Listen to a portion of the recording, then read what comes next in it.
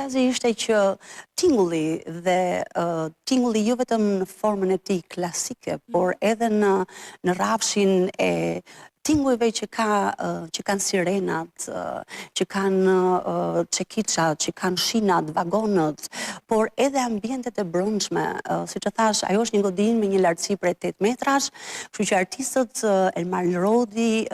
saksofonist, u munduam që nëpërmjet tingullit të saksofonit, të surdinës së trompës, të vokalizave, të gërvishtjeve të ndryshme që quhet në rastin në termin muzikal quhet muzikë konkrete, pra që do të thotë tinguj që vinë nga le të themi dukurit, nga përplasjet e çekiçave, për çdo gjë që është industriale, siç janë për shembull dhe metalurgjiku që ka gjithmonë ato përplasjet e tyre. Muzika konkrete është diçka që neve kemi hasur te Ennio Morricone, kur ai bënte ato kamzhikët, bilbilat, kastanjetat në për